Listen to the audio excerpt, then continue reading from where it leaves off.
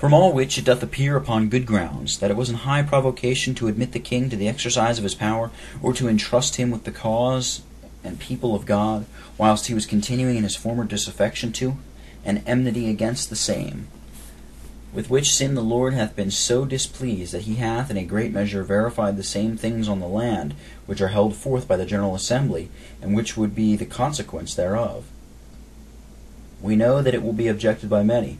that the king desisted from and abandoned that course of enmity against the work and people of God before the close of the treaty, and that he gave satisfaction concerning the security of religion and liberty of the subjects, by condescending to and subscribing these demands which were sent to him from the Parliament of this kingdom and the Commission of the General Assembly. To which we reply, first, that these demands were deficient, at least not so plain and positive and express in the main and necessary thing, that is, a real abandoning of former malignant courses and principles, and a real and cordial cleaving to the work and people of God, without which there could be not a real security. It was not a shadow of security for religion and liberty, or a paper and verbal security only, but a real security which we were bound before the Lord to have endeavored and obtained before the close of a treaty with the king, for entrusting him with the government, and to authorize commissioners to settle with him upon such paper securities, and accordingly to entrust him, was but to mock God, and deceive the world, and to betray and destroy ourselves by giving up all the precious interests of religion and liberty into the hands of one who was in a course of enmity to these. Secondly, it is certain, if men will not deny clear and evident truths, that the king had not only, before the authorizing of these commissioners to close a treaty with him upon his condescending to these demands, given evidence of his enmity to the work and people of God, but also was continuing in the same during the time of the treaty, and that he had not abandoned these principles and courses at the close of the treaty. And when he did swear and subscribe the National Covenant and the Solemn League and Covenant, nay, the whole tenor of his carriage did then and afterwards convincingly enough to intelligent men demonstrate him to be the same he was before. We shall not need bring many instances, therefore, passing over these things which he did before this kingdom began to treat with him, such as the declaration emitted by him when he was prince against the cause and people of God, and his printed declaration at Jersey as king against all who had been in opposition to his father in these troubles. We shall mention only a few particulars that fell out thereafter, that is, these. First, he not only countenanced and entertained the most capital and known enemies of the kingdom, such as James Graham and others, who had shed much of the blood thereof, but also gave commission to the said James Graham to make war upon and invade the inhabitants thereof as traitors and rebels. Secondly, in the whole progress of the treaty, as he did communicate and take counsel with known disaffected and malignant men in all things relating to the same, and not moving a step, but according to their advice, so did he procrastinate and delay to grant what was desired until all other means of help had failed, and his own state and condition was now become desperate, and what he did grant was not all at once and cheerfully, as if it had been a duty, but by little and little, and by a kind of coaction and merchandise. And if it had been a bargain of buying and selling, as if it had been a bargain of buying and selling. Thirdly, after the treaty was brought to some close, he did, before his coming to sea, receive the sacrament of the Lord's Supper from one of the prelatical chaplains, and according to the service book, notwithstanding the commissioners of the kirk did represent the evil thereof to him, and did earnestly deal with him to the contrary. Fourthly, he brought to sea and into Scotland with him almost the whole train of malignant and disaffected men, who had followed him in his former evil courses, and fled from the justice of both kingdoms, and these he did more familiarly and entirely converse with than with others. Fifthly, he was near the coast of Scotland before he would condescend to the subscribing of these demands, which were sent from the Parliament upon the report of the close of the treaty, as was first closed in Holland, and the commissioners were so far out of hopes of obtaining their desire, that even when they were come near the shore, they were preparing papers of exoneration. And when, in an instant, on the suggestion of some malignants, he did condescend to subscribe the demands, and take the covenant, it was with a reserve of a declaration to be printed therewith, which he did not pass from until the commissioners of the church refused to admit thereof. Sixthly, within a few days of his coming to Scotland, when removing Malignants from his family and court, was earnestly pressed by the commissioners both of kirk and state. At Falkland, he showed himself very averse from the same, and did, not only at that place, but at all places and times afterwards, countenance and entertain men of that stamp, who were in his family and court, and came to the same. Seventhly, he did for a long time refuse to subscribe the declaration which was tendered to him for the acknowledging of his own and his parents' guiltiness for the time past, according to his duty for the time to come.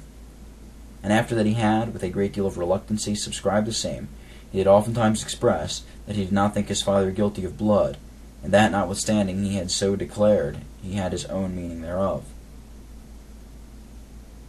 Eighthly,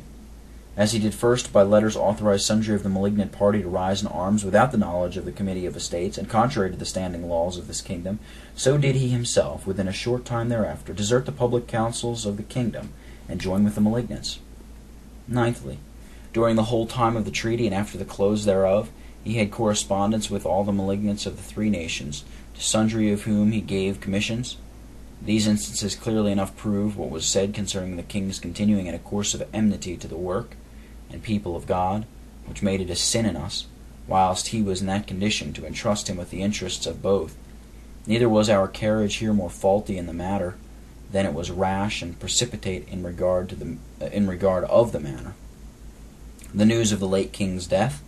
brought to Edinburgh on the Lord's Day at night, the Parliament did the next day before 12 of the clock proclaim this king with all public solemnity, without setting any time apart to seek the Lord for counsel and direction therein, which, as both reason and religion might have taught us, to have used more deliberation amongst ourselves, and more supplication to God, before he, whose father and himself had been engaged so much in opposition to the work and people of God, had been proclaimed king,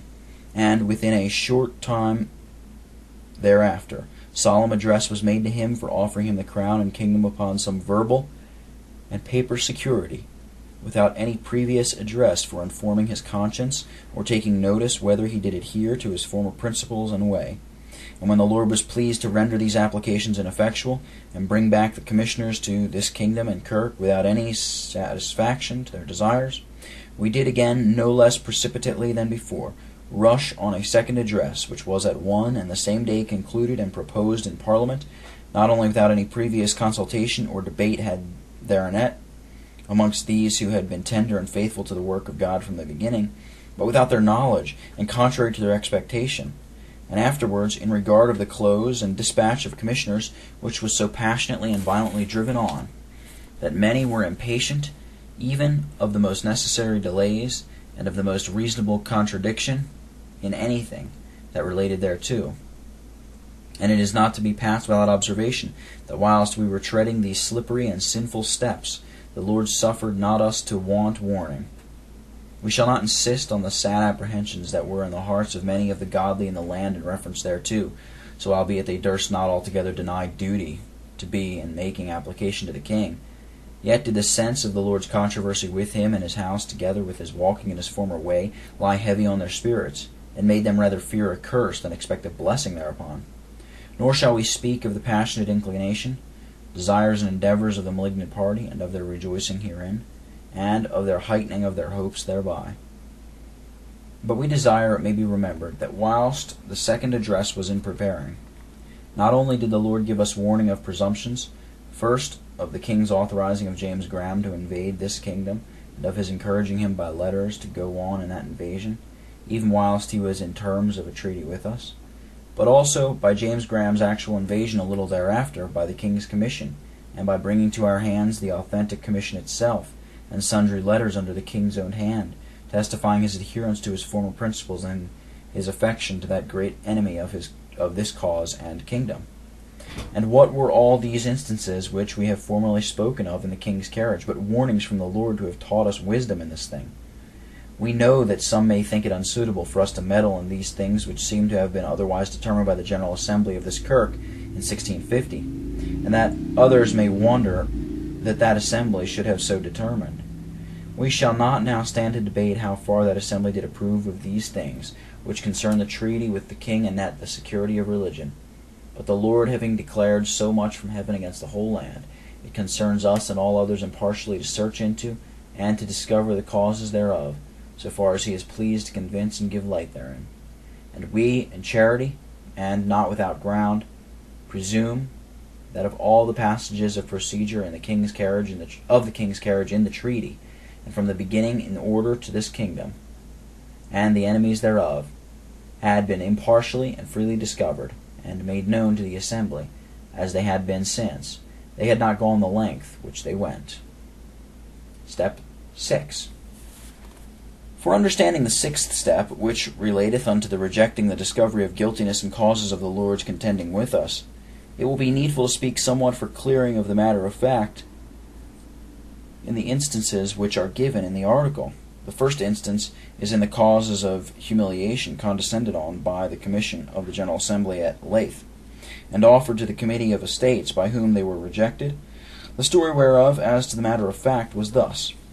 The next day after the English forces came in view of our army, which was then entrenched betwixt Leith and Edinburgh, some general persons in our army, whether from any desire to approve themselves to the king, who the night before was come to Leith from Stirling, or from any other principle we know not, did draw forth a great many of the horse to a skirmish with the English, by whom they were, with some loss and much shame, beaten back again to the trenches, which bred such a disheartening and astonishment in the whole body of the army, that had the English then stormed the trenches, they had likely gained them and routed our army. Upon this occasion the Commission of the General Assembly gave themselves to search after the causes of this stroke, and spirit of confusion and astonishment from the Lord, and after some pains taken therein, found that there had been a malignant design for bringing in again the malignant party of a long time, hatching and carrying on by sundry in the judicatories and in the army, that it was far promoted and advanced, and for the more conviction herein, they condescended on several instances and particulars of moment and consequence. This they offered to the Committee of Estates as grounds of humiliation to be kept by them and the army.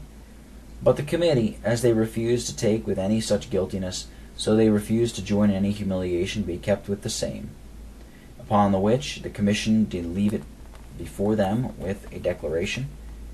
that they had exonerated themselves, and with a desire to the Committee of Estates to do therein as they would be answerable to God, who was contending for these things. The second is the causes of humiliation condescended on at Stirling immediately after the defeat at Dunbar. These causes, which were first condescended on by the Presbytery with the army, and afterwards approved by the Commission of the General Assembly, specified somewhat of the crooked courses which had been taken in carrying on the treaty with the king, and of the obstructing, the purging of the army, and of the judicatories, and of the king's family, and of the not distinguishing of instruments employed in public trust, and several other things relating to the carriage of these in public trust and judicatories and armies, which, though real truths in themselves, and just matter of humiliation before God, yet were rejected, and not so much as read or intimated by many ministers in their congregations, and were refused to be taken with or acknowledged by sundry statesmen and officers of the army, and others who were guilty of them.